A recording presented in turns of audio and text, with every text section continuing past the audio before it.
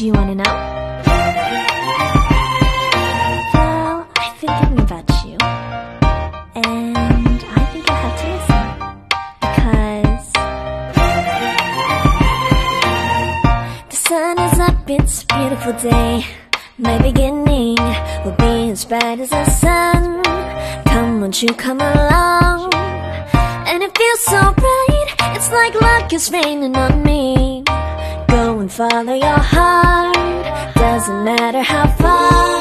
There is so much love to give, something's telling me this time. Baby, baby, now I know. Baby, baby, gotta go. There is so much love to give, something's telling me it's right. When you came to me, oh I knew it's you, yeah, boy. The one to show me now and forever. No, you'll never be alone again. All day, oh yeah, all day. Please stay in my arms, boy. The one to show. Hi guys, good afternoon and good morning to all over the world. So ayan guys, medyo nagpa-curl tayo ng buhok at naka-backless tayo yan. Yan yung aura-aura natin. So nag-aura-aura tayo ngayon kasi today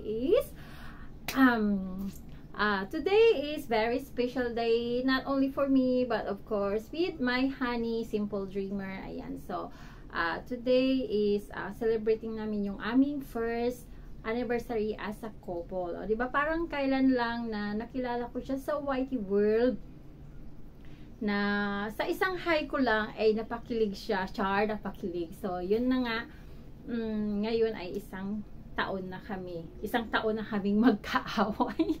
Yung away bate lagi yan. So isang taon na, so I can't imagine na lagi kami nag-aaway, pero yung pag nag-aaway kami, nagtatampuhan kami sa mga minsan, syempre natural lang yun as a couple na talagang may mga bagay na hindi na pagkakasunduan, pero talagang hindi namin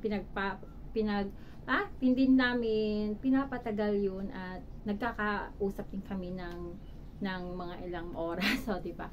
So, yun. So, today is our very special day kasi 1 year na namin. So, guys, don't forget tomorrow, 24.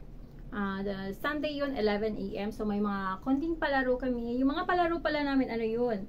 Last year pa yun, during my birthday, pero hindi natuloy kasi nagkasakit si Honey. And then, last December naman guys, ang next na namin plano noon.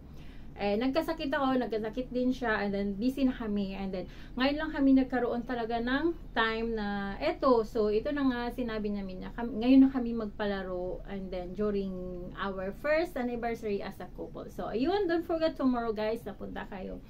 So, ayun, Honey, thank you so much as being as you, very supportive. Kung saan ako masaya, sinusuportahan mo ako. And then, especially, yung pagiging very supportive mo and very caring mo sa akin. Especially, pag may sakit ako. Alam mo yung, kahit busy siya, na magsusundo siya sa mga pamangkin niya. Kasi parang daily, yun na, siya yung taga-sundo ng mga pamangkin niya paggabi. So, ayun, pag may sakit ako niyan, hindi niya ako iniiwan talaga. Nandiyan siya talagang kahit magkalayo kaming dalawa is pinaparamdam niya sa akin na lagi siyang nandiyan para sa akin. So, on call yan guys, pag nagkasakit ako, lalo na pag yung lagnat ko ay tumaas na ng 40, yan 39 to 40 pataas guys. Nandiyan na siya lagi sa tabi ko. So, yung parang kino-comfort niya ako, chine-check niya ako lagi na, lalo na pag ako lang mag-isa talaga na wala akong matawag or kasama sa bahay. So, yun, lagi niya akong kinakamusta, and then lagi niya akong yung parang hindi niya ako iniiwan kahit nasa phone lang, kasi para pag sa phone tapos kung ano mangyari, parang may tatawagin na siya na ganito, oy, check mo si ganito. O, di ba? Ganun siya, very sweet and very caring. And of course, lalo na the past few months na parang marami akong mga pinagdaanan, and then yung parang ayoko umiyak. Yung parang gusto ko nang sukuan lahat-lahat.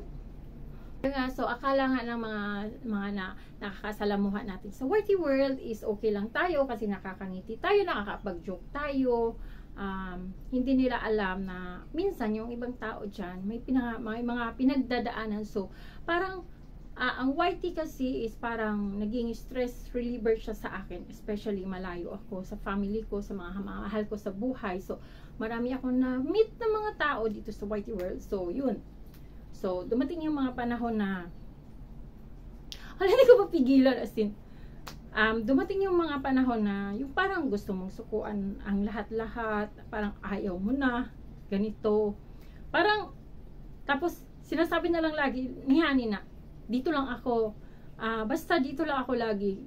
Alam mo yung kino-comfort ka na lagi, kaya yung parang yung guts ko na parang sa sarili ko na parang sige, kakayanin ko kasi nandyan siya, nandyan yung family ko, especially si Honey, nandyan siya lagi nagko-comfort na kahit na ayaw ko na, yung parang sige lang, laban lang, yung ganun. So yun na nga guys, napapaimot talaga ako, ewan ko kung bakit, siguro kasi from the heart talaga yung mga sinasabi ko. Yeah, si Honey talaga is very supportive sa akin. At siya yung isang tao na, yung parang, nung dumating siya sa buhay ko, is parang yung naging magaan ang lahat-lahat. Kasi, hindi lang daw na magsalita siya, daw na mag-act din siya. Yung ganon. So, ayun na nga, nakwento ko na parang sukuan ko na ang lahat-lahat sa mga nangyayari. O sa YT, nakakangiti, nakakatawa, yung mga ganun na bagay guys. Pero deep inside, may mga pinagdadaanan din ako na sobra. Hindi lang siguro depressed, kung hindi ko nakakausap si Honey, hindi niya ako laging kino-comfort, siguro, ewan. Ewan. So, yun na nga. So, medyo may emotional, no? Parang, so, thank you so much, Honey, for being as you, sa always na pag-comfort sa akin, so always na pag-aalaga kahit na malayo ako, lagi mo akong pinagpaalalahanan mo lahat-lahat ng mga sinasabi mo sa akin, na yun, tinatandaan ko rin naman yun. So, ayan, Honey, thank you so much as being you.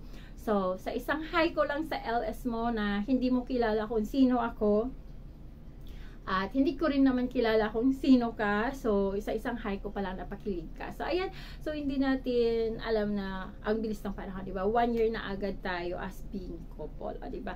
So, Honey, happy anniversary. Di ko na siya papahabain. Kasi talagang, pag ikikwento ko, yung mga pinagdaanan ko, tapos ikaw yung always nandyan para sa akin, napapaiyak ako. Napapaiyak. So, yun, happy anniversary, Honey. And basta, ingat ka lagi. And I will always be here for you then. So, yun. Alam ko naman na masunurin ka eh. Kasi takot talaga. So, yun. I love you so much, Honey. Thank you for everything. Hindi ako lagi nagti-thank you sa'yo, pero siguro nararamdaman mo na na-appreciate ko yung yung lagi mong ginagawa para sa akin. And then, of course, not only for me, for the whole family. Ganon. So, thank you so much. And I love you, and I'm always here for you lang. And then, ikaw yung magiging gusto kong kasama na for the whole life. Tawang ganun na. Whole life ko na magiging, yung mga natin, yung mga plans natin, travel all around the world, someday, pag naging okay na lahat. So, yun, masusunod natin yun. And then, basta I'm always here lang, Honey, for you. And I will love you always, and happy anniversary again. Wala nang emote kasi talagang mapapaiyak ako as in. So, yun guys! Thank you so much sa pakikinig sa aking Emoterang vlog today. O, diba? So, happy anniversary, Honey ko. And, guys, don't forget, tomorrow we have games again. So, papaalala ulit, we have games tomorrow, guys. March 24 po yun, 11 AM. So, may mga konting pa-games kami. May mga pina-entry na ako, yung mga pinang-pin ko, pina-entry ko yun. So, bubunutin ko po yun. So, only win naman po yun. And then we have more games po siguro. So, hindi namin alam kung gaano katagal yung magiging namin live stream tomorrow. So, thank you so much guys. And Honey, ingat ka lagi. And I love you so much. At hindi pa pala doon. And si Honey yung always na nandyan sa akin na yung pag malungkot ako, yung hinaharanahan niya ako, kinakantahan niya ako. Minsan nga, alam mo yung minsan sasabihin niya sa akin, Honey, makinig ka na lang dyan. Diyan ka lang, magtrabaho ka, makinig ka. Yung haharanahan ka niya sa phone for almost 1 hour. O, diba? So, ayan, pag minsan naman nagkakausap kami, nakakatulugan ko siya sa panghaharana. O, diba? Ang sweet ni Honey. So, yun, Honey, thank you so much. Basta, thank you so much for everything. And I love you. And count more years for us, honey. I love you. See you soon. I don't know kung kailan yung soon, pero see you soon. I love you and ingat always.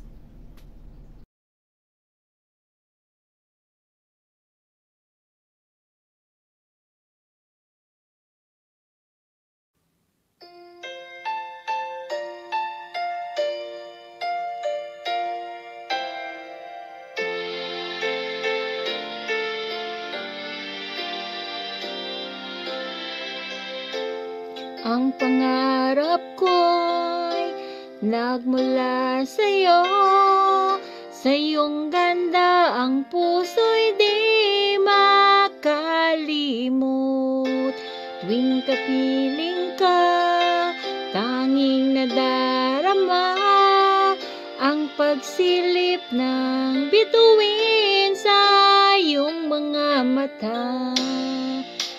Ang saya din itong pag-ibig, sana ay di na mag-iiba. Ang pangarap ko, ang iyong binubuhay, ngayong nagmamahal ka sa akin ng tunay. At ang tinig mo'y parang musika, nagpapaligaya sa munting nagwawala. Ang sarap nitong pag-ibig, lalo pa na sinabi mo, dadalhin kita sa ating palasyo.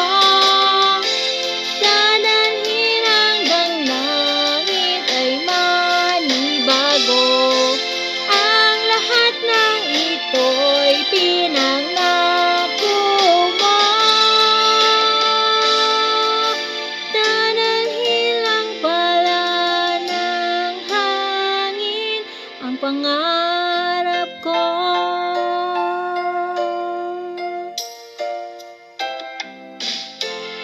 nang mawalay ka sa aking pagsinta, bawat gabing lamig ang himig ng hanap ang yakap mo, haplos ng iyong puso, parang walang ligtas kundi ang lumuha. Ang hapdi din itong pag-ibig, umaasa pa sa